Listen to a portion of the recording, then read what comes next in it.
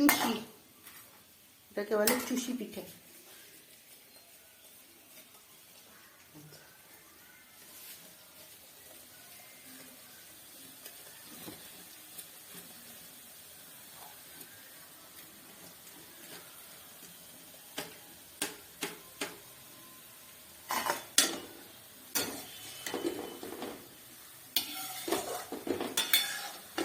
এটার মধ্যে ঘি দেওয়া আছে আর তেল দেওয়া আছে,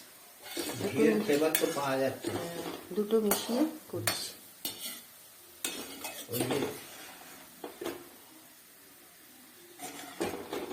সীতাভোগ আমরা কিনেছিলাম, একদম সীতাভোগের মতো। ওটাতে শুধু শুধু তো পুরো ঘি দিয়ে নয়, মানে ঘিয়ের সাথে তেল মিক্সড করে করে আর শুধু ঘি হলে আরো অনেক দাম বেশি হবে। এটা শুধু ঘিয়েরই তো আমরা কিনেছিলাম। ওরা বলছে শুধু ঘিয়ের, কিন্তু শুধু ঘিয়ের নয়। না না, শুধু ঘিয়েরই ছিল ওটা, ঘি পরিমাণটা বেশি ছিল। হ্যাঁ, এমনি ঘিয়ের ফ্লেভার পাওয়া যাচ্ছিল, এখানেও সেটা তুমি পাবে। আমি সমান সমানই দিয়েছি।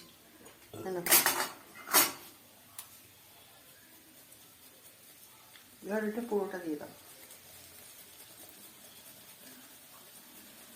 দুধটাকে এটাকে ঘন ঘন করে নামাবার আগে এই চুষিটাকে দিতে হয়, নইলে ঘেটে ঘ হয়ে যাবে।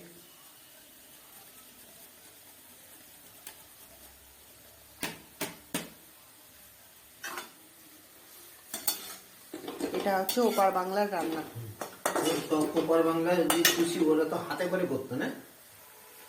হ্যাঁ হ্যাঁ হ্যাঁ।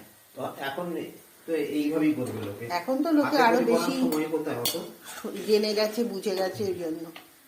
তখন আমার মাকে কোনোদিন এটা করতে দেখিনি, দিদিমা খুব করতো দেখেছি, হাতে করে করতো। কত টাইম লাগতো বাপরে, মা কোনোদিন করেনি। যেটা সীতাভোগ করে এইভাবেই করে তো। হ্যাঁ,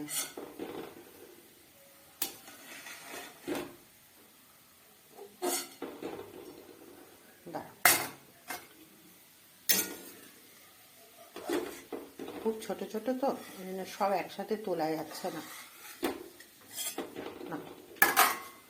এবার পুরোটা তেলটা দিয়ে দাও না। পুরো ডালাটা মানে? আর সেইভাবেই তো দিচ্ছি।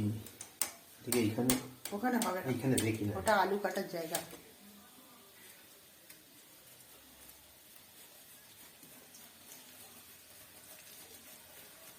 একটু লম্বা করে টেনে দিলে বড় বড় হবে। হ্যাঁ, আমি দেখেছি সবাই এইভাবে করে। হ্যাঁ দেখছো, বড় বড় হচ্ছে। ওই একটুখানি জায়গার মধ্যে নাড়ালে ছোট ছোট হচ্ছে।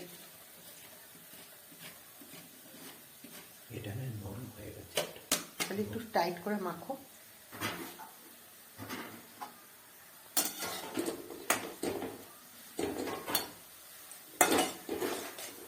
যতটা পাওয়া যায়।